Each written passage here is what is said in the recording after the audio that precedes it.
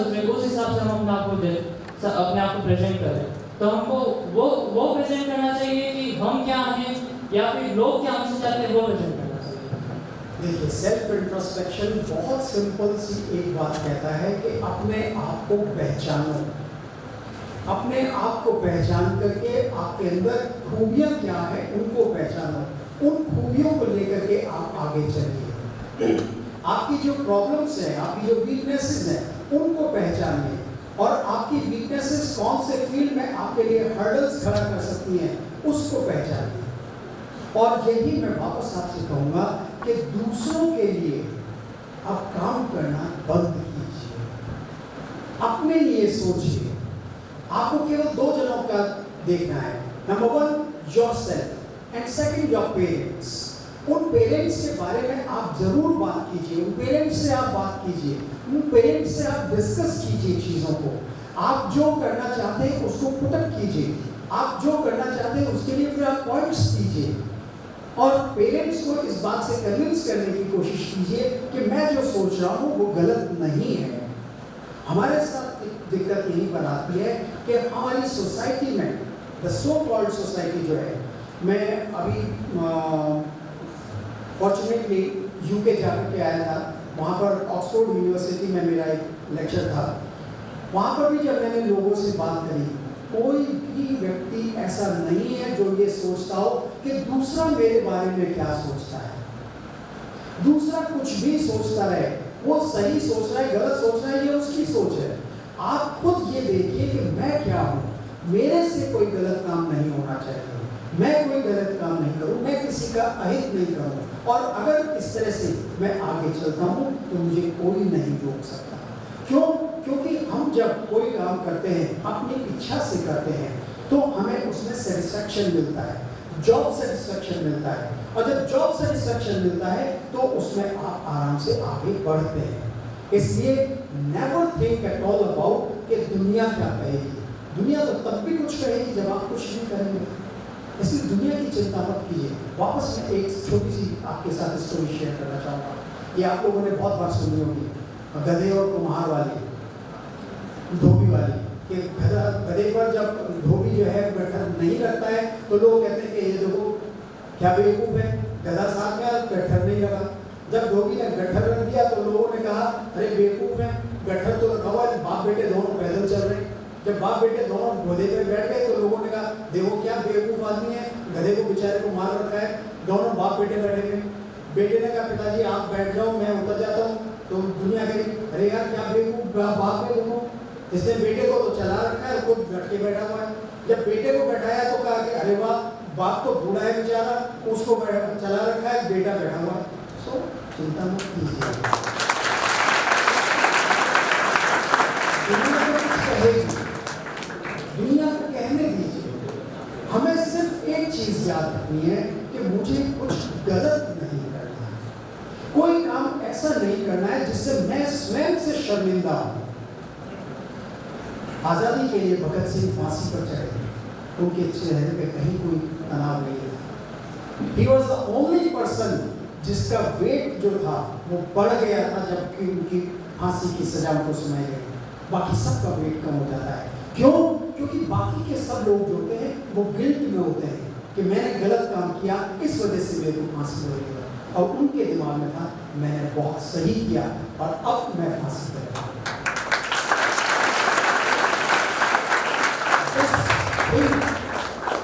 एक बहुत सारी सिंपल सी मैं एक बात और कहता हूँ, आई एम प्राउड टू से कि मेरा बेटा आर्मी में है, वो मेजर है। लेकिन प्रॉब्लम कहाँ पर आती है कि हर दूसरे घर में माँ ये तो सोचती है कि भगत सिंह पैदा हो, लेकिन पड़ोसी के घर में होना चाहिए, मेरे में। आप खुद सोचिए और आगे बढ़िए। Yes, yes. कहाँ होना चाहिए और किस हद तक होना चाहिए, और एक गुड ईगो क्या है और एक बैड ईगो क्या है? Thank you sir. Very good. होना चाहिए। एक वर्ड होता है सेल्फ एस्टीम, आत्मसम्मान। जब तक हमारा ईगो हमारे आत्मसम्मान के समान है तब तक कोई प्रॉब्लम नहीं। लेकिन जहां हमारा ईगो हमारे आत्मसम्मान के आगे बढ़ जाता है वहीं से दिक्कत होना स्टार्ट किया। मैं आगे बढ़ पाऊँ, मैं आगे जाऊँ, मैं उससे कंपटीशन कर रहा हूँ, मैं कैसे पीछे रह गया, उसके 99% आए, मेरे 87 कैसे रह गए। ये जो चीज़ जो है कंपटीशन, फॉल्स कंपटीशन, ये गलत है। एक फिर वापस आपने मेरी छोटी सी कहानी याद करा दी। वो तो नहीं हो भी रहे हुए तो क्यों कहेंगे। एक छोटी सी कहानी फिर मैं आपके साथ शेयर करना चाहूँगा। एक व्यक्ति जो था वो सुबह उठते ही मॉर्निंग वॉक पे जाता था और ब्रिस्क वॉक करके आकर के फटाफट अपने नहाना धोना करके और ऑफिस की तरफ भागता था। उसका डेली का ये नियम था। एक दिन जब वो वापस लौट रहा था अपने घर की तरफ, तब उसने देखा कि उससे कुछ दूरी पर 100 मीटर की दूरी पर एक दूसरा व्यक्ति जो है वो चल रहा है। उसने कहा ये मेरे से आगे जा रहा है लेकिन इसकी स्पीड कम है, मैं अगर अपनी स्पीड बढ़ा दूंगा तो हो सकता है कि मैं इस व्यक्ति को क्रॉस कर जाऊं और मेरे को आज यही करना है। यस, उसने डिसाइड कर लिया और उसने अपनी स्पीड बढ़ाई। जैसे जैसे वो अपनी स्पीड बढ़ाता गया उन दोनों के बीच के डिस्टेंस जो है वो कम होता चला गया और फिर व्यक्ति जो और एंथुसियास्ट होता चला गया कि देखो मेरी स्पीड से जो है मैं आगे बढ़ता चला जा रहा हूँ। और एक मोमेंट ऐसा आया जब उसने जो दूसरा व्यक्ति था उसको क्रॉस कर लिया। उसने कहा देखा मैंने क्रॉस कर लिया, मैंने इसको हरा दिया। But at the same time जब उसने पीछे मुड़ करके देखा तो वो अपने घर से बहुत दूर आ चुका था। उसका एम जो था वो बहुत पीछे रह गया था, कहीं और भटक चुका था, केवल किस वजह से, उस फॉल्स कंपटीशन की वजह से। अगर उसको फॉल्स कंपटीशन नहीं करता हो तो वो आराम से जाकर के अपने घर जाता और फटाफट तैयार होकर के अपने ऑफिस जाता। लेकिन उस दिन वो लेट हो गया क्योंकि वो अपने घर से बहुत दूर निकल गया था उस फॉल्स कंपटीशन में। सो इसलिए हमें किसी फॉल्स कंपटीशन में नहीं आना है। हमारी ईगो जो है, ईगो क्या करती है आपका, ईगो आपको हर्ट करती है। जरा सा आपसे किसी ने कुछ कह दिया कि तुम इतना सा भी नहीं जानते और हमारी ईगो हर्ट हो जाती है। एट द सेम टाइम आप सिंपल से ये कहें कि हाँ नहीं जानता, बता दीजिएगा, वहीं पर सारी प्रॉब्लम सॉल्व हो जाएगी। लेकिन हमारे अंदर का ईगो जो है वो कहता है कि नहीं, अगर मेरे को 2+2=4 नहीं समझ में आ रहा तो मैं ये पूछूंगा ही नहीं कि क्यों ऐसा होता है।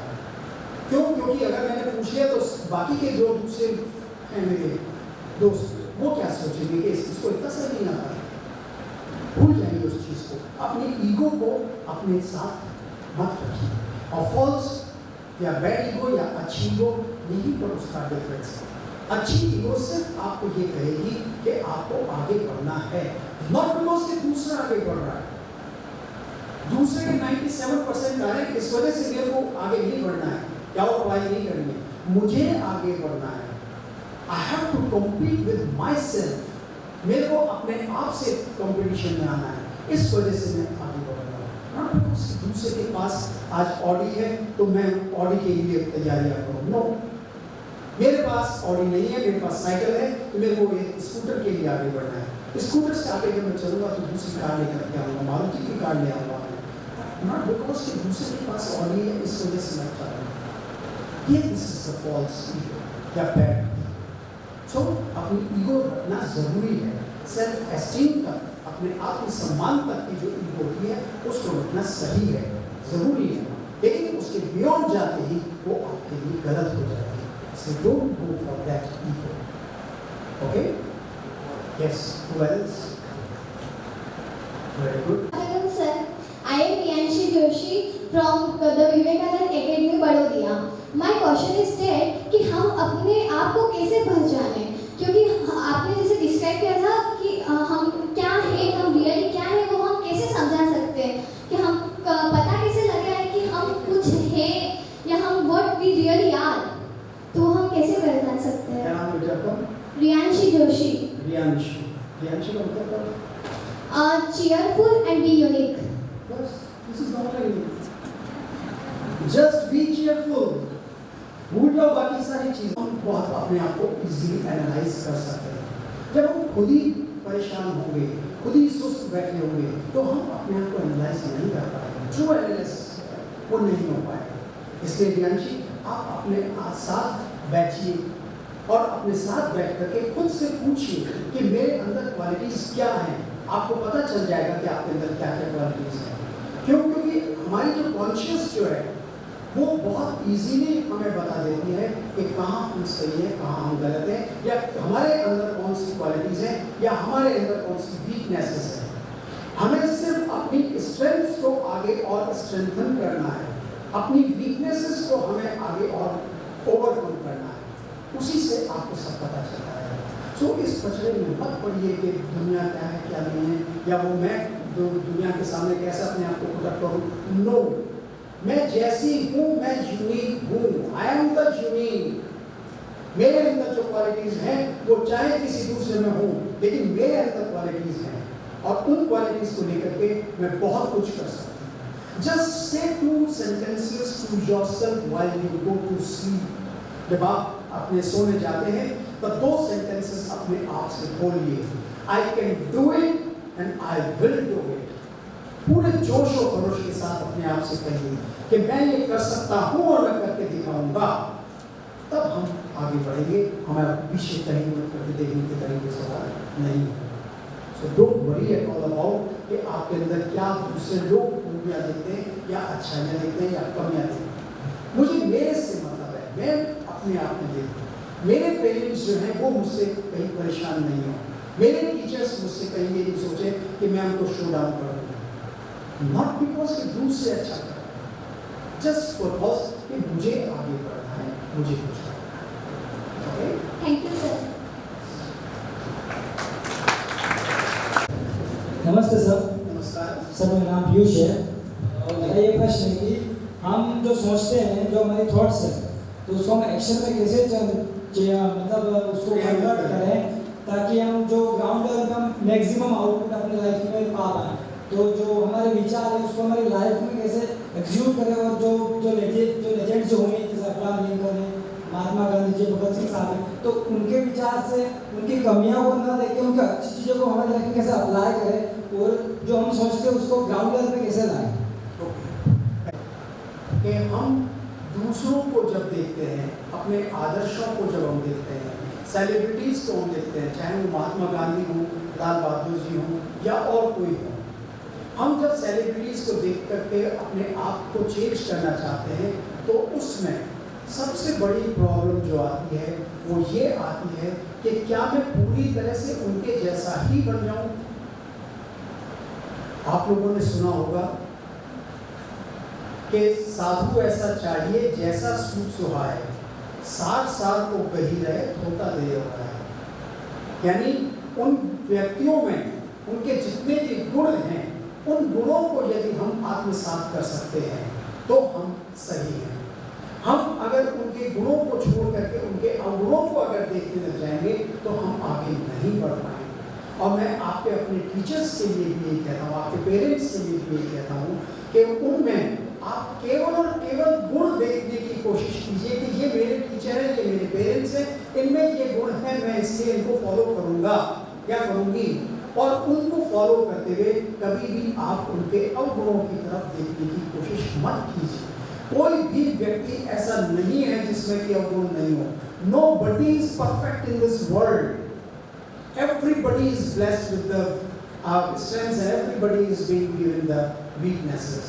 इसलिए बिल्कुल भी चिंता मत कीजिए, केवल ये देखने की कोशिश कीजिए कि मेरे अंदर क्या गुण हैं या मैं दूसरों से कैसे गुण ले सकता हूँ। और इसके लिए भी मैं आपसे एक ही बात कहूँगा। बच्चे कई मेरे से पूछते हैं कि क्या हम अपनी पर्सनैलिटी को चेंज कर सकते हैं? बिल्कुल चेंज कर सकते हैं, ऑल टुगेदर चेंज कर सकते हैं हम अपनी पर्सनैलिटी को। लेकिन उसमें सबसे बड़ी बात है कि मैं खुद जब तक नहीं चाहूँगा तब तक पॉसिबल नहीं है।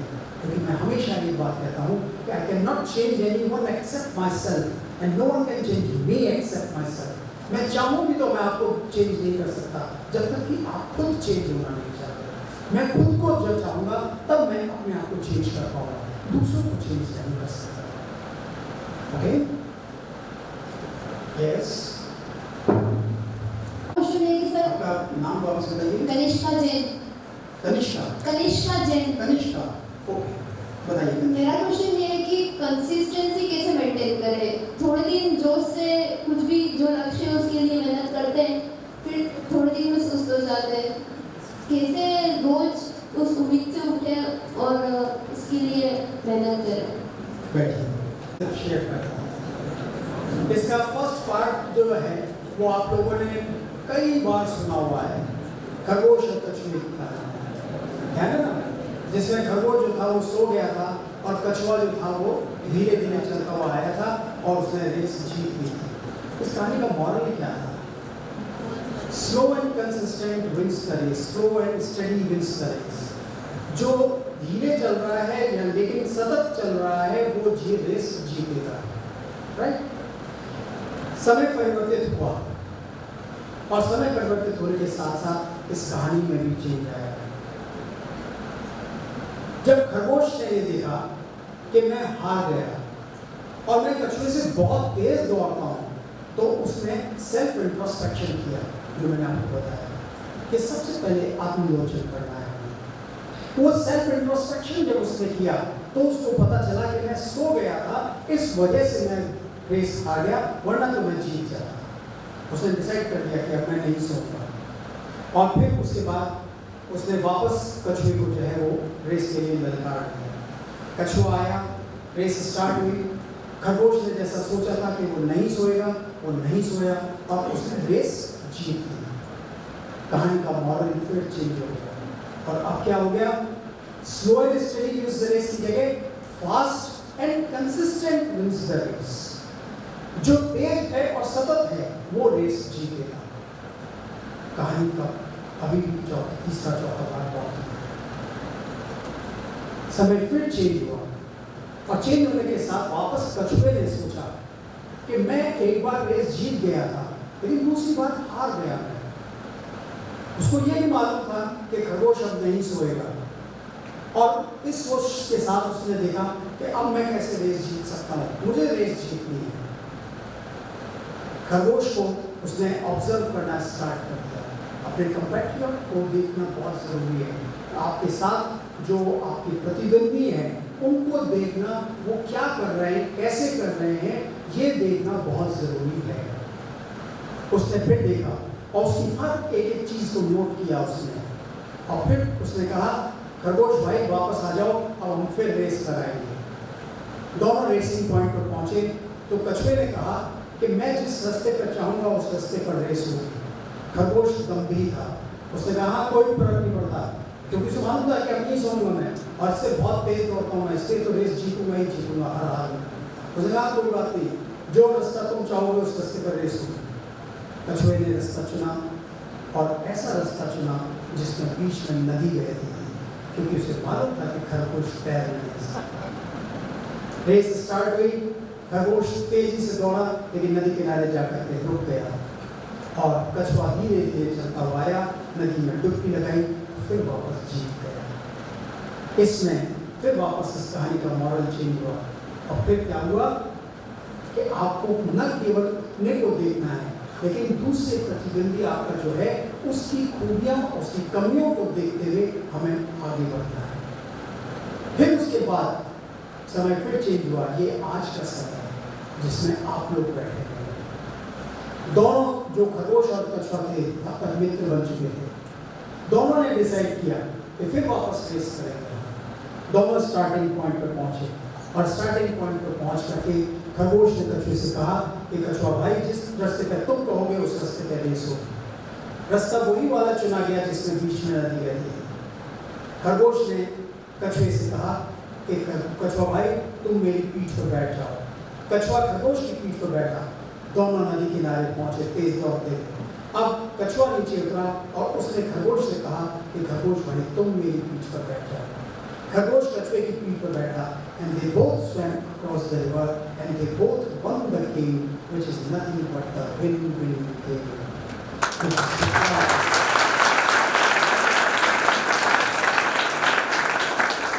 आपके साथ भी आज यही है कि मुझे ही नहीं जीतना है, बल्कि मेरे साथी को भी मुझे जिताना है। इसलिए मुझे आगे बढ़ना है। जो आप कंसिस्टेंसी की बात कर रही थी, तो कंसिस्टेंसी में यही चाहिए कि मैं लगातार सतत काम करता रहूं, करती रहूं, बिना ये देखे, बिना ये सोचे कि क्या रिजल्ट निकलेगा।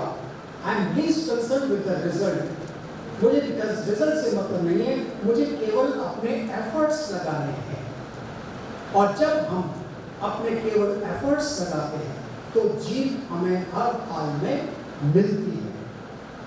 और इसीलिए इसमें आपको ध्यान रखना पड़ेगा कि मेरे को केवल एफर्ट्स के लिए वर्क करना है। मुझको ये नहीं चाहिए कि रिजल्ट क्या रहेगा। और यही गीता का भी ज्ञान यही है कि कर्म किए जाओ, तुम्हारा काम केवल कर्म करना है, रिजल्ट पे तुम्हारा अधिकार नहीं है। रिजल्ट तो जो होगा देखा जाएगा, किसी भी तरह का कोई रिजल्ट होगा, अच्छा हुआ तो वो मेरे लिए हुआ, बुरा हुआ तो भी मेरे ही हित में जाएगा। इस सोच के साथ अगर हम जब काम करेंगे तो डेफिनेटली कंसिस्टेंसी जो है उसको बनाए रखना है। मेरे को अगर 8 बजे पढ़ने बैठना है तो शाम को 8 बजे डेली मेरे को बैठना ही है। ये नहीं होना चाहिए कि आज तो मैं बहुत थक गया हूँ या थक गई हूँ, कल पढ़ाई करूँ। कल नहीं, कल कभी नहीं आता। Tomorrow never comes. और साथ के साथ हमें एक बात ये भी ध्यान रखनी चाहिए कि अपनी असफलता पर हम कभी निराश नहीं हो और अपनी सफलता पर हम कभी गुमान नहीं करें। आपके दोनों पैर जब चलते हैं तो एक पैर आगे होता है, एक पैर पीछे होता है। आगे वाले पैर को ये गुमान नहीं है कि मैं आगे हूँ, और पीछे वाले पैर को ये अफसोस नहीं है कि मैं पीछे हूँ। क्यों? क्योंकि इन्हें मालूम है कि समय बदलेगा, पीछे वाला आगे और आगे वाला पीछे होता है।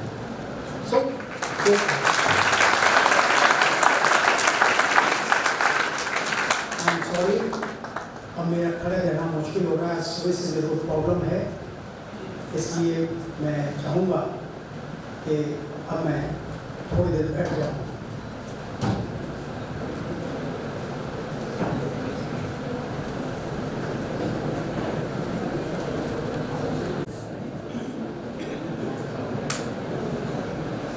सॉरी वंस अगेन, शायद पीछे बैठे वाले बच्चों को मैं नहीं दिखा रहूँगा। हाँ, अब मैं आप लोगों से ये भी चाहूँगा कि आपके करियर के लिए जो आप प्रश्न पूछना चाहते हैं, कहीं आप जाना चाहते हो, किसी फील्ड में जाना चाहते हो, और उस फील्ड के लिए क्या क्या आपको क्वालिफिकेशंस चाहिए, क्या आपके एग्जाम्स है, कौन सी इंस्टीट्यूट्स उसके लिए अच्छे हैं, उसमें भी अगर आप क्वेश्चन पूछना चाहें तो प्लीज़ यू कैन आस्क।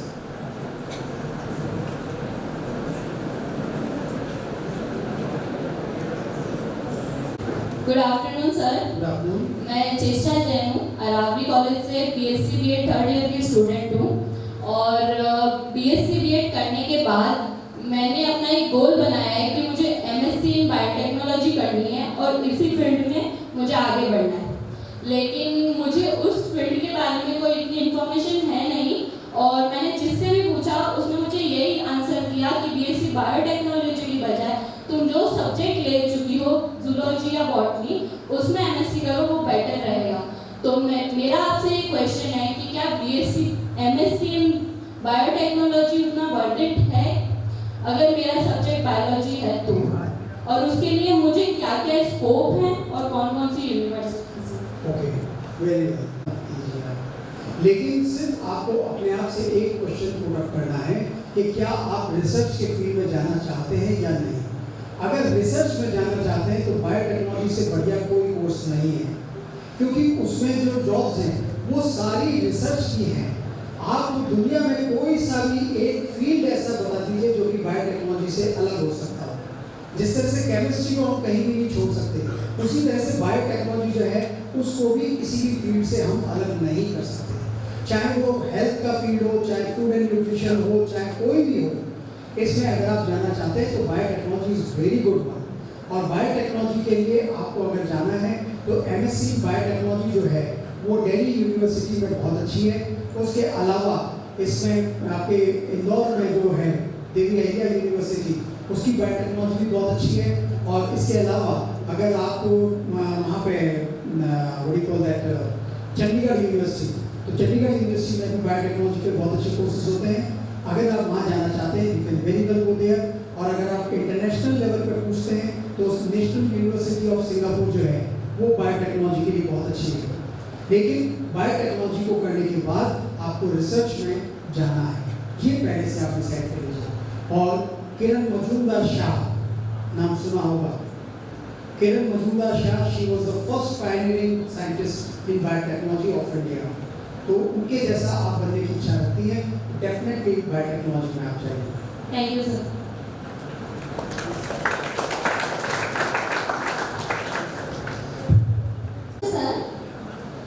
मेरा नाम हिमानी पटिया है, बीए फर्स्ट ईयर की स्टूडेंट हूँ।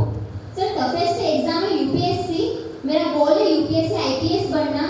बट सर जहाँ तक मुझे जानकारी है उसकी जो प्रिपरेशन है वो 8th क्लास से करनी होती है। बट तब तक गाइडेंस किसी ने दी नहीं और अभी भी मुझे ऐसा कोई व्यक्ति नहीं मिला जो मुझे यूपीएससी की फुल इंफॉर्मेशन दे सके।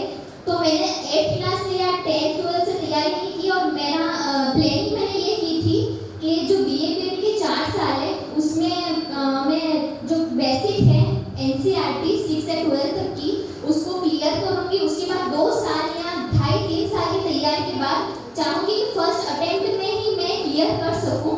तो क्या कर सकती हूँ? और सेकेंड ये भी था कि इसके लिए कोचिंग हो सकती है, क्योंकि बहुत सारे ऐसे स्टूडेंट होते हैं जिनका ड्रीम होता है IAS IPS, but middle class family से बिलोंग करते हैं तो वो कोचिंग अफोर्ड नहीं कर सकते, उनकी फैमिली या वो। तो अगर सेल्फ स्टडी करके हम यूपीएससी क्रैक करना चाहें तो कर सकते हैं।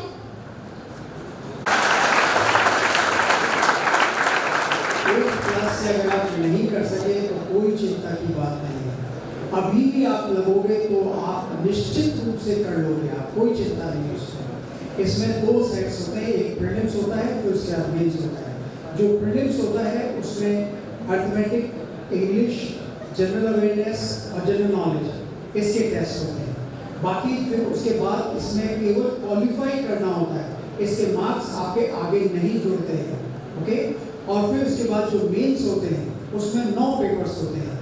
उसमें से 4 पेपर्स तो जनरल नॉलेज के होते हैं, 2 पेपर आपके हिंदी के इंग्लिश के होते हैं, एक हिंदी का होता है और एक लैंग्वेज का अलग से पेपर और होता है। इसके अलावा 1-2 पेपर्स जो हैं वो आपके वो सब्जेक्ट के पेपर्स होते हैं, जो सब्जेक्ट आप लेना चाहते हैं। कोई भी ऑप्शनल सब्जेक्ट जो भी आप लेना चाहें, चाहे वो public administration, philosophy, history, geography या किसी भी तरह का कोई सब्जेक्ट हो। इसमें साइंस के भी सब्जेक्ट्स ले सकते हैं आप, आर्ट्स के भी ले सकते हैं, कॉमर्स के भी ले सकते हैं और लॉ के भी ले सकते हैं, इंजीनियरिंग के भी ले सकते हैं। कोई सा भी सब्जेक्ट जो आपको सबसे अच्छा लगता हो, जिसमें आप अपने आप को कंफर्ट फील करती हो, उस सब्जेक्ट को लेकर के आगे चलना चाहिए। और इसमें आपकी स्ट्रेटेजी बिल्कुल सही है। एनसीईआरटी की जो बुक्स हैं, मैं आपने 8 से कही, मैं 6 से कहूँगा, 6 से लेकर के 10th क्लास तक की एनसीईआरटी की बुक्स जो है सारी पढ़ जाएंगे। आप उनको पूरी तरह से एडवर्टाइज कर लीजिए और फिर उसके बाद आप दूसरे सब्जेक्ट्स को लेकर के चलिए। इसमें आपके पास द हिंदू न्यूज़पेपर जो है उसको आप ज़रूर पढ़िए, द इकोनॉमिक टाइम्स उसको आप ज़रूर पढ़िए।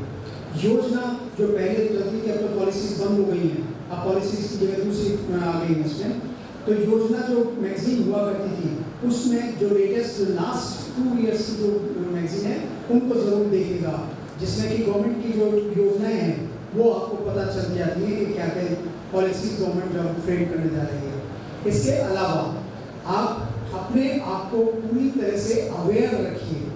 कोई ज़रूरी नहीं है कि आपको 12 से 15 घंटे पढ़ें, नॉट एट ऑल रिक्वायर्ड। अगर आप 5 से 7 घंटे भी कंसिस्टेंटली सेल्फ स्टडी करेंगे तो आई कैन बेट अपॉन कि आप बिल्कुल आराम से उसमें आएंगे। और एक चीज़ और मैं आप सभी से कहना चाहता हूँ, एक बात तो आप अपने गांठ बांध करके रख लीजिएगा कि विजेता कभी थकता नहीं और थकने वाला कभी जीतता नहीं।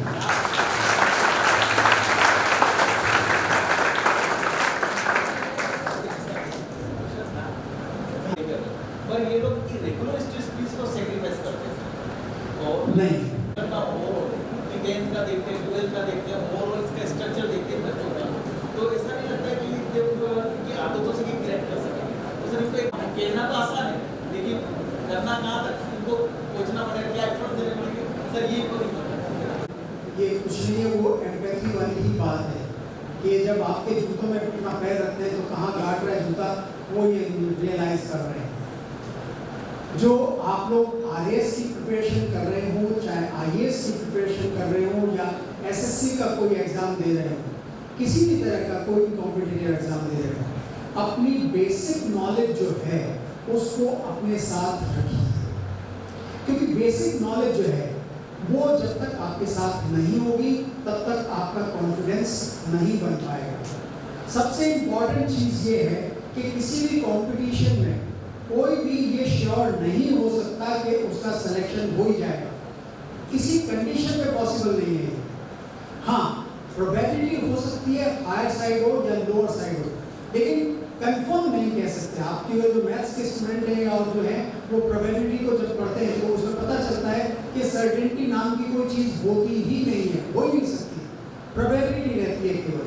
तो जब आपने कोई कंपटीशन फेस किया, उसमें जब आपके चांसेस है कि आप हो भी सकते हैं और नहीं भी हो सकते हैं, तो आपका बी प्लान जो है वो हमेशा तैयार होना चाहिए। और बी प्लान में आपकी जो ग्रेजुएशन जो आप कर रहे हैं या पोस्ट ग्रेजुएशन जो आप कर रहे हैं, उसकी पढ़ाई जो है वो आपके बहुत काम आएगी।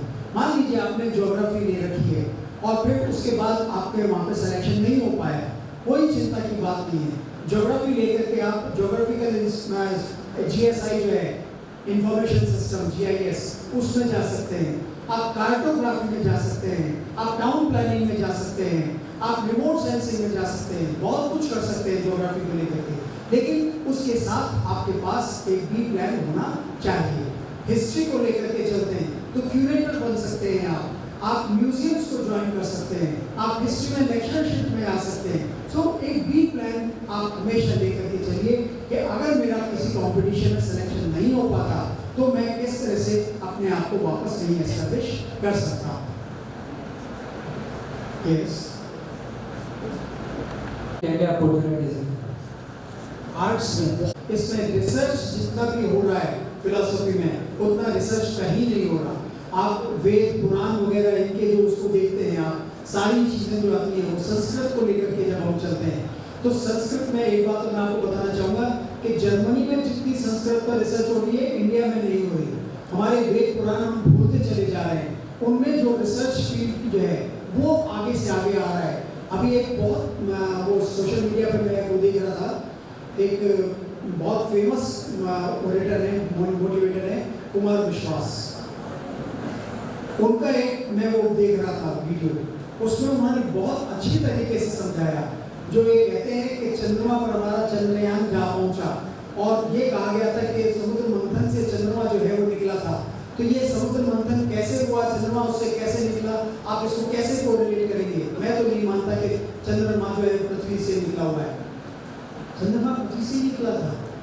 और फैक्ट तो ये है कि जो उन्होंने बताया बहुत अच्छे तरीके से बताया, आप भी उसे सुनिएगा कि चंद्रमा जो है वो वास्तविक चंद्रमा को हम उसमें से समुद्र मंथन में से नहीं लेकर के आए थे। चंद्रमा का अर्थ है हमारे अंदर की जो शीतलता है, जो हमारे अंदर की जो गुण हैं, वो किस तरह से हमारे को आगे लेकर के जाते हैं, और वो समुद्र मंथन में से यानी कि विचारों के मंथन से और वो ही निकल करके आया था। और जो सबसे पहली चीज जो निकली थी समुद्र मंथन में वो क्या थी? Yes, anybody? यस, नहीं, विश्व तो सही नंबर पर निकला था। यस, लक्ष्मी बाद में निकली थी।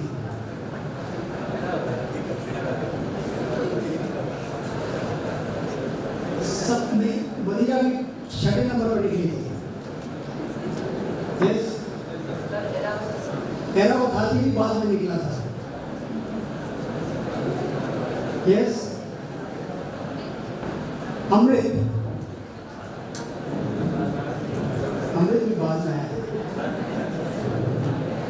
सबसे पहली जो चीज निकली थी उसका जो सिंबॉलिक आपका इंटरवेंशन था वो ये था कि स्वयं को आप मंथन करके जब देखेंगे तो आपके अंदर क्या गुण हैं, आपके अंदर क्या अवगुण हैं, उनको लेकर के हम आगे जब चलेंगे तो विष जो है सेकंड नंबर पर जो आया वो विष पान हमें करना पड़ेगा। अपनी जो प्रॉब्लम्स जो है, अपने जो अवगुण हैं उन्हें हमें पीना पड़ेगा, लेकिन वो अवगुण नीचे नहीं जाने चाहिए गले के, शिव जी के कंठ तक रह गए थे वो विष, तो विष से शिव जी के कंठ तक इसीलिए रह गया था क्योंकि वो जो अवगुण जो है, विष रूपी अवगुण, वो हम अंदर आत्मसात नहीं कर रहे, हम अपने गुणों को आत्मसात करके और फिर आगे बढ़े। तो कहने का मतलब यह है कि फिलॉसफी है जो है उसमें भी आप बहुत कुछ कर सकते हैं। अगर आप इकोनॉमिक्स को लेकर के चलते हैं, जो कि आर्ट्स का एक सब्जेक्ट है, इकोनॉमिक्स को अगर हम आगे लेकर के चले तो इकोनॉमिक्स में आप इंडियन इकोनॉमिक सर्विसेज में जा सकते हैं, आप आरबीआई सर्विसेज में जा सकते हैं, रिजर्व बैंक ऑफ इंडिया में जा सकते हैं। आप जो इकोनॉमिक्स है उसके बेसिस पर कॉर्पोरेट सेक्टर को ज्वाइन कर सकते हैं। इकोनॉमिक्स के बेसिस पर जितने भी ये बैंक्स हैं उसमें आप जा सकते हैं।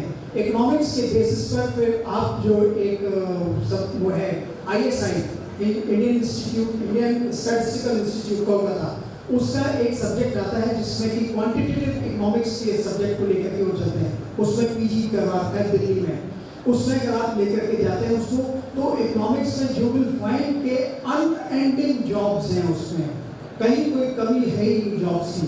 तो इसलिए ये कहना, जैसे ज्योग्राफी का मैंने अभी आपको बताया ही था, तो ये कहना कि आर्ट्स के सब्जेक्ट्स जो हैं वो किसी तरह से कम हैं, गलत है। सॉरी, कौन से फील्ड में? आर्टिस्ट में, ओके। डिजाइनिंग के फील्ड में अगर आप आगे जाना चाहते हैं तो डिजाइनिंग तो हर तरफ है। आप छोटी सी बात सोच कर देखिए, जब हम डिजाइनिंग की बात करते हैं तो हमारे दिमाग में एक ही बात आती है, डिजाइनिंग टेक्नोलॉजी और कैटवॉक, जिसमें कि डिफरेंट मॉडल्स जो हैं वो अपने अपने कपड़े पहन करके निकलते हैं और कैटवॉक करते हैं। वो डिजाइनिंग नहीं है, वो तो डिजाइनिंग का छोटा सा पार्ट है। आपका जो बॉल पेन जो है, ये पेन जो है किसने बनाया है? इसको भी तो किसी ने डिजाइन किया है। आपके जो सिर में जो बच्चियां जो क्लिप्स लगाती हैं, इसको भी तो किसी ने डिजाइन किया है। आपकी जो कॉपीज आती हैं, उन कॉपीज का फ्रंट पेज जो होता है वो भी तो किसी ने डिजाइन किया है। तो डिजाइनर्स में काम की कहीं कमी नहीं है, हमको पता नहीं है, इस वजह से हम आगे नहीं बढ़ पाते हैं। अच्छा, एक बात आप बताइए, आप लोगों में से चॉकलेट किस किस को अच्छी लगती है? मेरे ख्याल में सबको अच्छी लगती है, मेरे को भी अच्छी लगती है। क्या कभी आपने सोचा है कि चॉकलेट खा करके भी आप अर्निंग कर सकते हैं? चॉकलेट खाते जाइए और पैसा कमाते जाइए, ये भी है।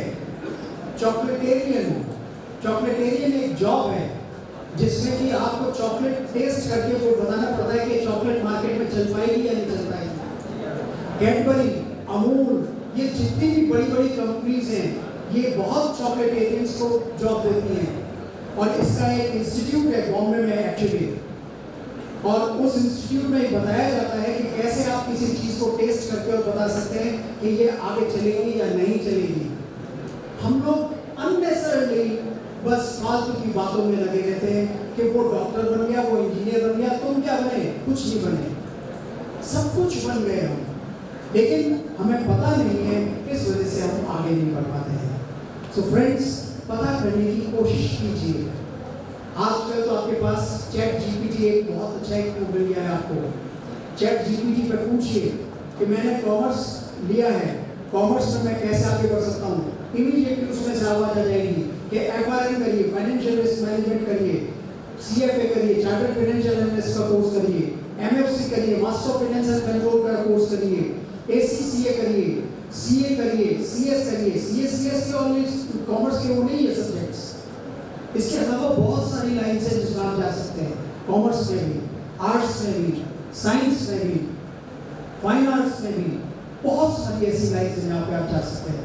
लेकिन खुद को कर सक्षम इतना, अपने आप को पूरी तरह से सक्षम कीजिए, एंटरप्रेन्योर बनिए। आप जॉब के लिए ढूंढिए मत, दूसरे को जॉब देने वाला बनिए, आप एंटरप्रेन्योर बनिए, तब आपकी सक्सेस होगी। हमें गवर्नमेंट जॉब्स के पीछे नहीं भागना है। गवर्नमेंट जॉब्स तो बहुत सारी हैं, पता नहीं कितनी होंगी, हमारे को नहीं मालूम। हमें अपने आप के लिए कुछ ऐसा करना है जिससे कि हम दूसरों को जॉब्स दे सकें। सो फ्रेंड्स, आज मैं इतना ही बस कर पाऊंगा।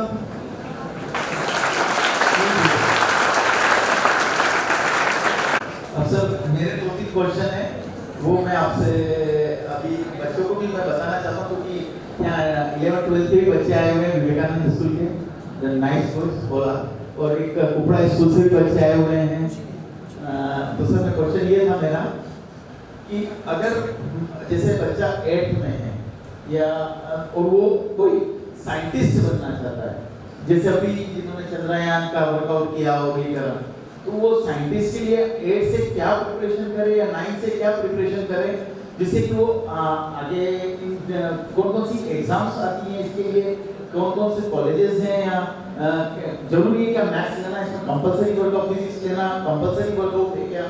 तो ये कुछ ऐसे क्वेश्चन है मेरे। और सर आपको ये बता दें कि कुष्मार विश्वास ने भी इस कॉलेज में लेक्चर लिया हुआ है। देखिए जो सर कह रहे हैं कि आप 8th क्लास से सोचना शुरू करें, आई एम सॉरी सर, मैं आपसे एग्री नहीं करता।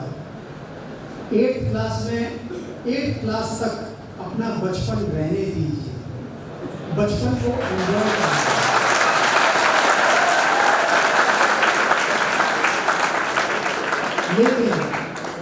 लेकिन 9th क्लास ऑनवर्ड्स आपको सीरियस हो जाना चाहिए, पढ़ाई के लिए नहीं, हर चीज के लिए सीरियस हो जाना चाहिए।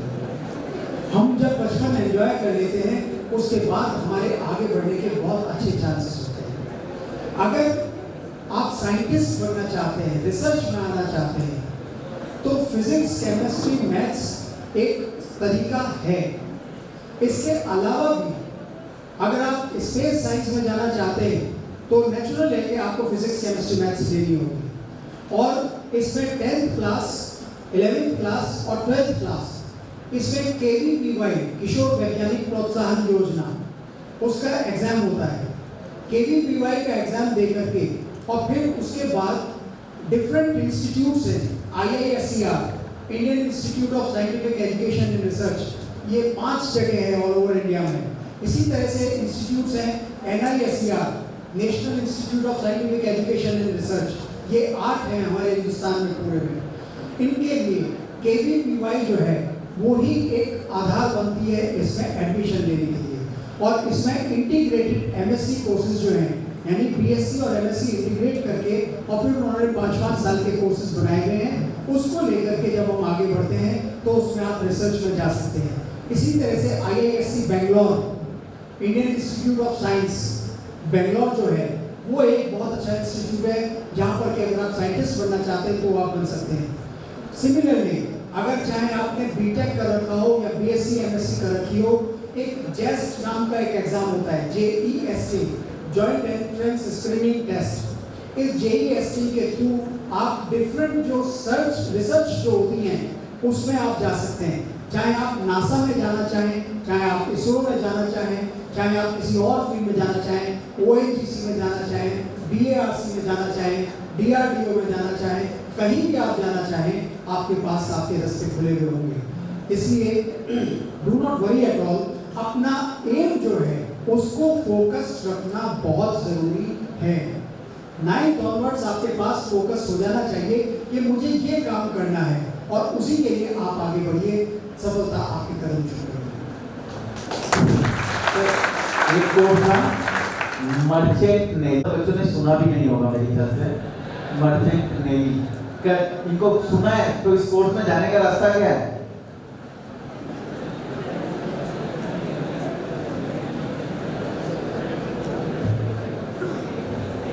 देखिए, मर्चेंट नेवी जो है ये बहुत अच्छा कोर्स है। इस कोर्स को करने के बाद आपको जॉब्स जो मिलती हैं वो उसकी पेमेंट वाइज बहुत अच्छी जॉब्स होती हैं।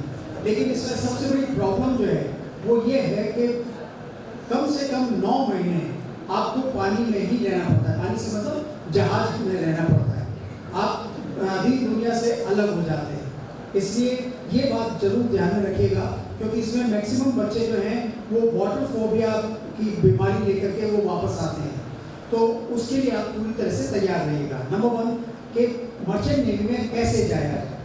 बिरला इंस्टीट्यूट ऑफ टेक्नोलॉजी में जो है एक इसका टेस्ट होता है जो पिलानी में है, बिट्स पिलानी, उसकी एक एजेंसी है वेस्ट बंगाल में, वहाँ पर वो उसका इंस्टीट्यूट जो है वो उसको आपका टेस्ट देते हैं और उसमें फिजिक्स, केमिस्ट्री, मैथमेटिक्स की जो टेस्ट हैं वो लिए जाते हैं और उसके बेसिस पर फिर आप जा सकते हैं। इसमें 2 तरह के कोर्सेज होते हैं, एक ऑफिसर कैडर का होता है और एक जनरल कैडर का होता है। जो जनरल कैडर का होता है उसमें किसी भी तरह के साइंस, आर्ट्स, कॉमर्स की कोई बंदिश नहीं होती। किसी भी कोई भी स्ट्रीम का व्यक्ति जो है वो उसमें जा सकता है। लेकिन जो ऑफिसर कैडर के जो चाहिए उसमें फिजिक्स, केमिस्ट्री, मैथ्स का होना आवश्यक है। तो इस तरह से उसका एग्जाम दे करके और फिर उसके बाद आप उसमें जा सकते हैं। इंदिरा गांधी ओपन यूनिवर्सिटी जो है उससे भी एक इसका कोर्स होता है, उसके थ्रू भी आप इसमें जा सकते हैं। मर्चेंट नेवी यहाँ पे जो आपका सेंटर है वो यहाँ पे सेंटर वो नहीं चल सकता, उसके लिए आपको कोस्ट गार्ड से उसमें जाना पड़ेगा। सर एक था मेरा क्वेश्चन, इनको आईएम्स के बारे में इतना अनुभव भी नहीं है। What is IIMs? Okay, Indian institute of management, जिसमें कि हमारे यहाँ 21 इंस्टीट्यूट्स हैं आईआईएम्स की, और उसमें अहमदाबाद जो है वो टॉप पर है अभी। आईआईएम अहमदाबाद, आपके बगल में ही इंदौर जो सिटी है उसमें भी आईआईएम है, और इसी तरह से उदयपुर जो है उसमें भी आईआईएम आपके पास मौजूद है। इसके लिए कैट का एग्जाम देना होता है। कैट का एग्जाम जो है कॉमन एडमिशन टेस्ट, जो दिसंबर में ऑर्गेनाइज किया जाता है, और उसमें अर्थमेटिक, आपके एप्टीट्यूड टेस्ट जो कि जनरल एप्टीट्यूड टेस्ट होता है उसका टेस्ट होता है, जनरल अवेयरनेस का टेस्ट होता है, और जनरल इंग्लिश का टेस्ट होता है। लेकिन ये चारों सब्जेक्ट सुनने में तो बहुत आसान लगते हैं, इसका जो कॉम्प्लेक्सिटी जो है, इसका कॉम्प्लेक्स लेवल जो है वो बहुत हाई होता है। इसलिए उसकी तैयारी जो है वो आपको पूरी तरह से करनी चाहिए, और अपने को शुरू से ही एक रीडिंग हैबिट जो है वो मैं आपसे कहूँगा कि रीडिंग हैबिट आपकी ज़रूर होनी चाहिए। डिफरेंट नॉवेल्स आप पढ़िए, डिफरेंट अच्छी अच्छी बुक्स पढ़िए, ऑटोबायोग्राफीज पढ़िए, और एक तो वापस मैं आपको मेरे जो मेंटर हैं एपीजे अब्दुल कलाम, उनकी ऑटोबायोग्राफी पढ़ने को कहूँगा, जो कि जिसका क्या नाम है, wings of fire. Wings of fire जो है उसको आप ज़रूर पढ़िए, उसमें पता चलेगा आपको कि किस तरह से हम आगे बढ़ सकते हैं। फिर मैं वापस यहीं पर आना चाहूँगा कि हम सोचते कुछ और है, हो कुछ और जाता है, तो उसमें भी चिंता मत कीजिए, ईश्वर ने शायद आपके लिए कुछ अच्छा और सोच रखा है। एपीजे अब्दुल कलाम साहब इसका जीता जागता उदाहरण है। वो एयरफोर्स में जाना चाहते थे, पायलट बनना चाहते थे, लेकिन नहीं बन पाए। क्यों? क्योंकि उनकी रैंक जो थी उस एग्जाम में, जो टेस्ट उसमें लिया गया था, उनकी रैंक 10th थी, जबकि केवल 9 ही वैकेंसीज थी। इस वजह से वो उनका सपना पूरा नहीं हो पाया।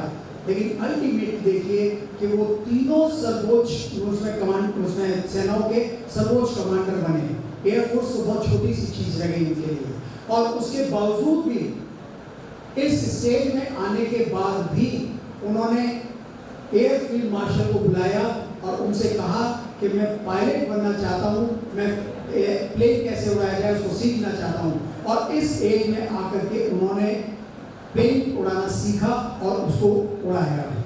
सो you can do whatever you want to do, कभी चिंता मत कीजिए। सर एक क्वेश्चन सब बच्चों के लिए, जो ये कोरोना में बाद में आया है सर, कि इन बच्चों को ज़्यादा यूँ लगता है कि हम यूट्यूब से पढ़ लेंगे, तो क्या सर, मेरा भी क्वेश्चन है आपसे, मैं भी कुछ सोचता हूँ कि सही है कि गलत, मैं भी नहीं पहुँच पाया उस बात तक, कि यूट्यूब से पढ़ना ज़्यादा बेटर है या टीचर जो क्लास में बहुत अच्छा पढ़ाने वाला है उससे पढ़ना? ये लोग क्या है कि हम to पढ़ लेंगे यूट्यूब से, इनके मन में ये हो गया है। तो क्या sir YouTube study is better than directly YouTube, या जिसको ऑनलाइन कोर्सेज कहते हैं? ऑनलाइन कोर्सेज के लिए अनफॉर्चुनेटली हिंदुस्तान में टीचर्स नहीं हैं। ऑनलाइन कोर्सेज को बनाने के लिए मैंने जैसे आपको बताया था कि मैं डिस्टेंस एजुकेशन में भी कर रखा है मेरा कोर्स, उसमें ये भी बताया जाता है कि ऑनलाइन कोर्सेज कैसे बनाए जाते हैं। उसके लिए स्पेशल टीचर्स होते हैं, वो टीचर्स हमारे पास नहीं हैं। ऑनलाइन कोर्स पढ़ना गलत नहीं है, लेकिन ऑनलाइन कोर्सेज को बना करके जो ऑनलाइन कोर्सेज सही में बने हुए हैं उनसे पढ़ाई करना सही है, कोई दिक्कत नहीं है। लेकिन जो टीचर्स जानते ही नहीं है कि ऑनलाइन कोर्सेज कैसे बनाए जाए, वो अगर आपको ऑनलाइन कोर्स बना करके देते हैं तो उसमें आपके पास अध कचरा ज्ञान आता है, नंबर 1। सेकेंडली, अभी जो कोटा में भी जो सुसाइड्स हो रहे हैं उसके लिए भी मेरे को भी यहाँ पर बुलाया गया था। इंडिया जो है न्यूज़, उसमें 3 बार मेरे पैनल डिस्कशंस रहे थे। उसमें एक ही बात मैं आप लोगों से भी कहना चाहता हूँ कि उसमें सुसाइड का कारण सबसे बड़ा क्या था। उसमें सुसाइड का कारण सबसे बड़ा था कि वहाँ पर ये बच्चे जो हैं वो डमी स्कूल्स में पढ़ रहे हैं। डमी स्कूल्स ऐसे स्कूल्स होते हैं जिसमें कि टीचर्स नहीं पढ़ाते, उनको इंस्टीट्यूट वाले पढ़ाते हैं, और इंस्टीट्यूट वालों की पढ़ाई होती है वो डिफरेंट होती है। उनको किसी बच्चे की नैतिकता से, किसी बच्चे के या आचरण से, या किसी बच्चे की किसी और चीज़ से कोई कंसर्न नहीं होता। वो एक रोबोट्स की तरह से होते हैं, आते हैं, लेक्चर डिलीवर करते हैं और चले जाते हैं। जबकि सोच करके देखिए कि आपके जो टीचर्स हैं वो आपसे कितना जुड़े हुए रहते हैं, चाहे वो स्कूल के टीचर्स हों या कॉलेज के टीचर्स हों। जो आपकी ओवरऑल पर्सनैलिटी जो डेवलप होगी वो स्कूल्स, डेली स्कूल्स और कॉलेजेस में ही हो पाएगी, इंस्टीट्यूट्स में नहीं हो सकती। ऑनलाइन कोर्सेज में आपकी ओवरऑल पर्सनैलिटी डेवलप नहीं हो सकती। नॉलेज शायद आपको मिल जाए, लेकिन वो नॉलेज किसी काम की नहीं होगी यदि आप एक अच्छे इंसान नहीं होंगे।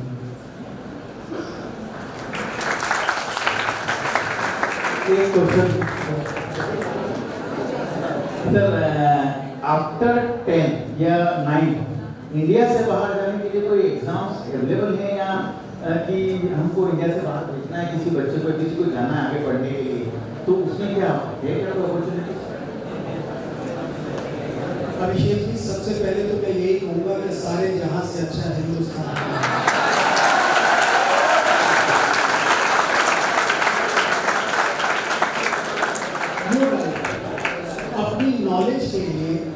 अपनी नॉलेज के लिए अगर हम बाहर जाना चाहते हैं ज़रूर जाना चाहिए, कोई गलत नहीं है उसमें। इसके जो टेस्ट होते हैं वो मैं आपको बता देता हूँ। इसमें 12th क्लास के बाद सेट का टेस्ट होता है, स्कॉलस्टिक एप्टीट्यूड टेस्ट कहलाता है वो। और स्कॉलस्टिक एप्टीट्यूड टेस्ट में जनरल एप्टीट्यूड टेस्ट होता है, मैथमेटिक्स का, अर्थमेटिक नॉट मैथमेटिक्स, अर्थमेटिक का टेस्ट होता है, और उसके साथ ही इंग्लिश का टेस्ट होता है और जनरल अवेयरनेस का टेस्ट होता है। और इसके साथ ही अगर हम यूरोपियन कंट्रीज की बात करते हैं तो उसमें आइल्स का टेस्ट होता है, इंडियन इसमें जो international English level language test जो होता है आइल्स का, वो कहलाता है, और उसमें 7 का स्कोर जो है वो लाना ज़रूरी होता है। इसी तरह से यदि हम अमेरिका, कनाडा या इस तरह की और दूसरी कंट्रीज में जाना चाहते हैं तो वहाँ पर टफल का टेस्ट होता है, test of English as foreign language. उस टफल के टेस्ट में भी आपका स्कोर जो है वो हायर साइड में होना चाहिए, तभी आप जा सकते हैं। जो स्कॉलस्टिक एप्टीट्यूड टेस्ट है और ये सेट और टफल और आइल्स का जो टेस्ट है, इनको देने के बाद फिर हम बाकी यूनिवर्सिटीज़ में, बाहर की यूनिवर्सिटीज़ में अप्लाई कर सकते हैं। और उसमें अप्लाई करने के लिए आपके पास एक और चीज़ होनी चाहिए जो कि जनरल बच्चों को पता नहीं होती है, और वो है आपकी सोशल वर्किंग जो है, आपकी सोशल सर्विसेज जो है वो आपके पास अगर होगी तो इन कंट्रीज़ में आपको प्रेफर किया जाता है। और सोशल एक्टिविटीज़ में NGOs जो होते हैं उनके साथ आपका रहना जरूरी होता है। इसी तरह से उसमें एक टेस्ट पर्पस जो है उसका एक होता है, इसमें आपको लिखना पड़ता है कि what is your purpose to go there. SOP इसको कहते हैं, स्टेटमेंट ऑफ पर्पस। और उसमें SOP में आपको लिखना पड़ता है कि आप वहाँ पर क्यों जाना चाहते हैं, इसलिए उसको लिखना भी आपको आना चाहिए। उसको किसी से लिखवाना नहीं है, आप खुद लिखेंगे तो ही आपका एडमिशन हो पाएगा, वरना आपका एडमिशन नहीं हो पाएगा। SOP के लिए आप डिफरेंट SOPs पढ़िए, ETS.org। ETS.org एक साइट है, उस साइट पर जाकर के आप आइल्स के बारे में पता कर सकते हैं, टफल के बारे में पता कर सकते हैं, सेट के बारे में पता कर सकते हैं। और उसके बाद अगर आप आगे बढ़ना चाहते हैं GIS इसमें MS के लिए अगर आप आगे जाना चाहते हैं तो उसके लिए अलग टेस्ट होते हैं, जो कि जो ग्रेजुएशन के बाद आपका टेस्ट जो है वो लिया जाता है। उसमें भी आप अब्रॉड यूनिवर्सिटीज़ में जा सकते हैं। अब्रॉड यूनिवर्सिटीज़ में California university, Manchester university, university of Pennsylvania, या आपके जो दूसरे यूनिवर्सिटी ऑफ येल, या सिंगापुर नेशनल यूनिवर्सिटी, या आपके जो इकोनॉमिक्स की है लंदन स्कूल ऑफ इकोनॉमिक्स, और ऑक्सफोर्ड यूनिवर्सिटी, ये सभी कुछ एक यूनिवर्सिटीज़ हैं जो कि अच्छी यूनिवर्सिटीज़ में मानी जाती हैं।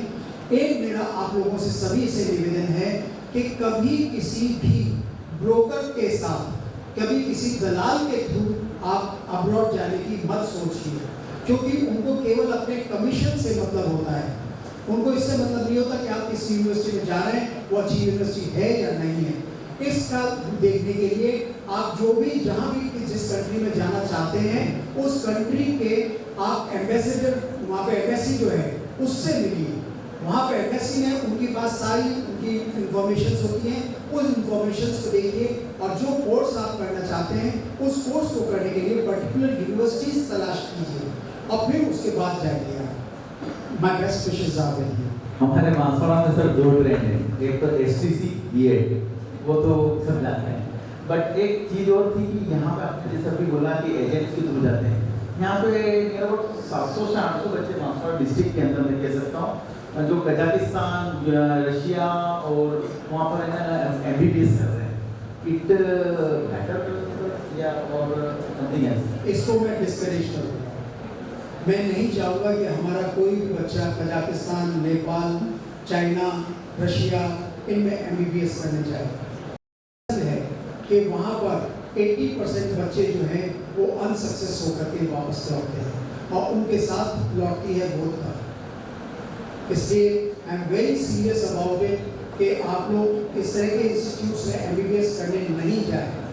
हाँ, अगर आप जाना चाहते हैं, अब्रॉड जाना चाहते हैं, यूके जाइए, कोई दिक्कत नहीं है, बहुत अच्छे मेडिकल कॉलेजेस हैं। आप US जाइए, वहाँ पे बहुत अच्छे मेडिकल कॉलेजेस हैं। अगर आप टेक्नोलॉजी में जाना चाहते हैं तो जर्मनी में जाइए, वहाँ पे बहुत अच्छे कोर्सेज हैं। अगर आप मैनेजमेंट में जाना चाहते हैं तो ऑस्ट्रेलिया जाइए, वहाँ पे मैनेजमेंट के कोर्सेज बहुत अच्छे हैं। लेकिन MBBS करने के लिए आप अब्रॉड मत जाइए, इस तरह की जो कंट्रीज है वहाँ पर। और उसके वहाँ पे MBBS करने के बाद यहाँ पर आपको आकर के एक एग्ज़ाम और क्वालिफाई करना पड़ेगा। अगर आपने वो एग्ज़ाम क्वालिफाई नहीं किया तो आप यहाँ पर रजिस्टर्ड नहीं हो पाएंगे। और अभी तक का जो एक्सपीरियंस मैंने देखा है वो इतना सैड एक्सपीरियंस है कि वहाँ से आने के बाद मुश्किल से 8 से 10% बच्चे ही उस एग्ज़ाम को क्वालिफाई कर पाते हैं। जिसके अंदर जुनून होता है वो तो कहीं भी जाके पढ़ लेता है, उसमें कोई शक नहीं है, चाहे वो कजाकिस्तान हो चाहे नेपाल हो। लेकिन जो केवल इसलिए जाते हैं कि MBBS की डिग्री हमें मिल जाए, वो वहाँ से बर्बाद होकर के ही लौटते हैं। इसलिए मेरी आप लोगों से हाथ जोड़ के यही निवेदन है कि इस तरह के कोर्सेज में आप नहीं पीछे पड़ें। सर एक लास्ट क्वेश्चन वो मेरे लिए मैं सबको कहता रहता हूँ, सर मुझे अब आगे पढ़ने जाना है, मतलब ऐसा हार्वर्ड, ऑक्सफोर्ड या किसी जगह पर को खुद को पढ़ने जाना है, तो मेरे लिए क्या एंट्रेंस एग्जाम होगी या डायरेक्ट एडमिशन अवेलेबल है? बिल्कुल, आपके लिए भी एंट्रेंस एग्जाम होगा और उस एग्जाम को क्वालिफाई करने के बाद ही आप किसी भी यूनिवर्सिटी में जा सकते हैं। सर इसमें एंटरप्रेन्योर कोर्स नहीं होता है?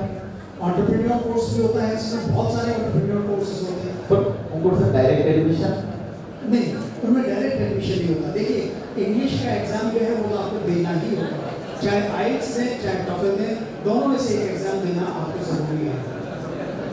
Thank you sir. मैं सर का दिल से अब ज़्यादा समय न लूँगा।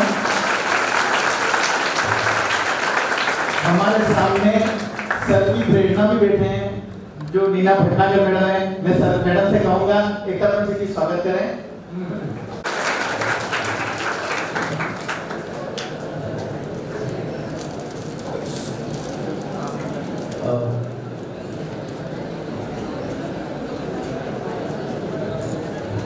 सर एक बच्ची है हमारे कॉलेज की निधि जोशी, जिसने कल ही पुरस्कार प्राप्त किया है सरकार की 1 लाख रुपए का पुरस्कार था। मैं ये से बोलूँगा सर की तरफ से दिया गया। निधि जोशी, आपको खतरा नजर आ रहा है, हमारी बच्चियां और महिलाएं जो हैं वो इतनी आगे बढ़ रही हैं कि हम लोग पीछे होते जा रहे हैं। मैं ये नहीं चाहूँगा कि किसी भी फील्ड में वो कम रहें, किसी भी फील्ड में मैं नहीं चाहूँगा कि मेरी बच्चियाँ या हमारी जो महिलाएं हैं वो कम रहें। लेकिन मैं आप लोगों से भी चाहूँगा कि आप लोगों का दृष्टिकोण जो है वो भी जो चेंज हो रहा है उसको आप सुधारिए। हमें हर तरह से आगे बढ़ना है, कंधे से कंधा मिला करके आगे बढ़ना है, चाहे वो आप अकेले हो या और किसी के साथ हो, लेकिन हमें आगे बढ़ना है।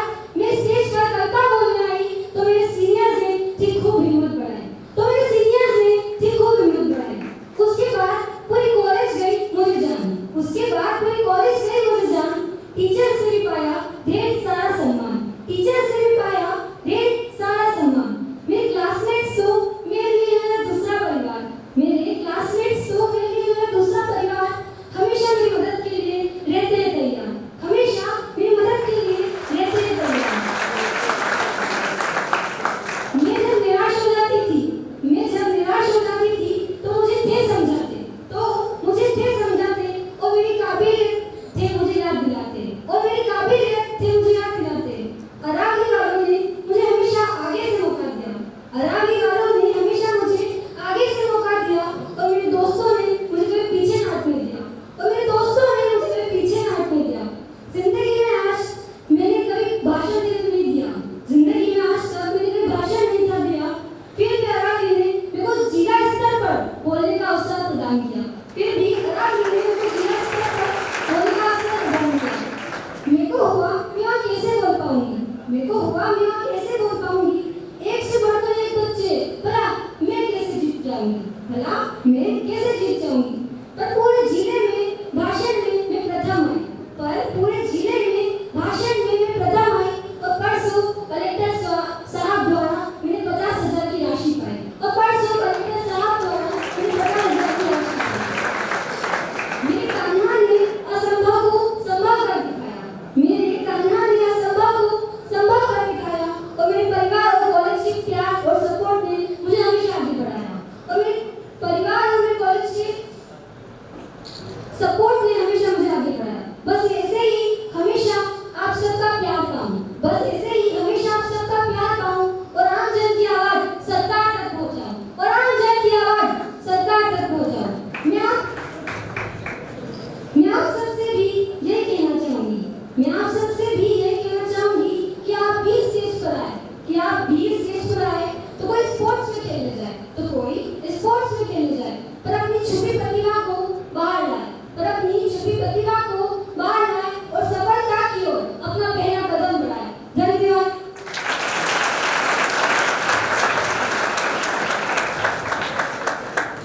बहुत खूबसूरत, वेरी नाइस। ईश्वर करे आप आगे से आगे बढ़ते जाइए। बरोबर इनाम मिला है, मतलब कोई भी गलती नहीं हुई है प्रोग्राम में, पूरे डिसीजंस में। अब मैं खत्म करने की ओर जा रहा हूँ, पर मेरे को बहुत क्वेश्चन है सर से पूछने हैं, लेकिन थोड़ा स्वाद का भी है।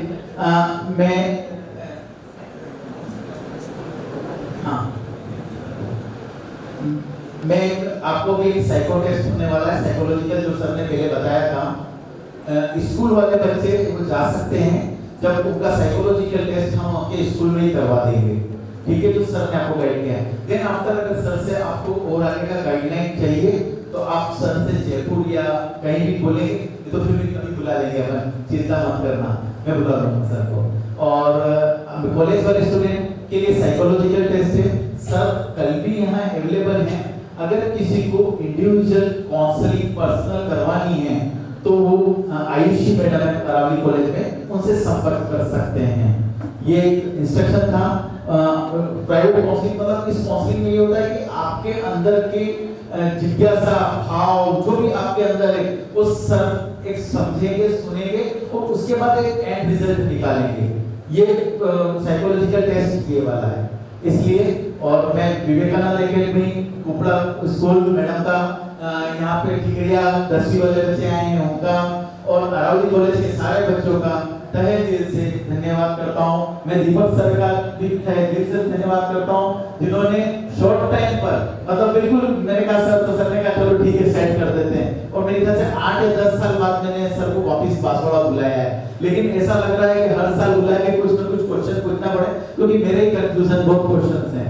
मैं भी अभी अपडेट बहुत कम रहता हूँ, इसलिए क्वेश्चन पूछने रहते हैं। और मैं रेस्पी मैडम और गुलाब सर से कहूँगा कि सर को शाल पहनाकर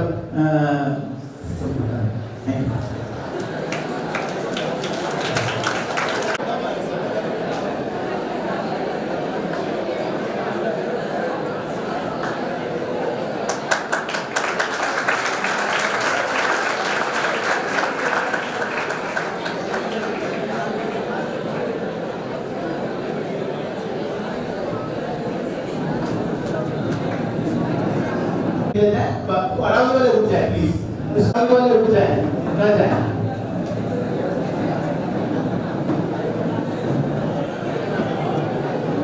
और अगर विवेकानंद स्कूल वालों को दें तो हम उसका प्रिपरेशन करवा देंगे। अरावली वाले, हाँ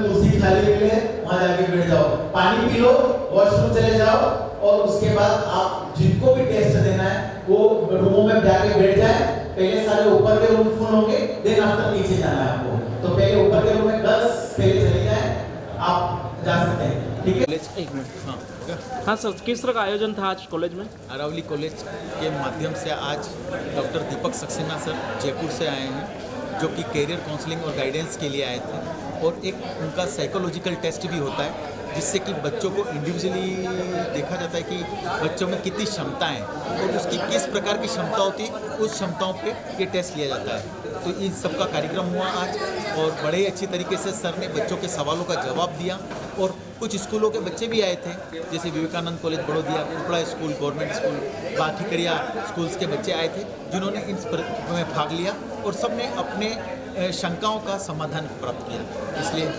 धन्यवाद।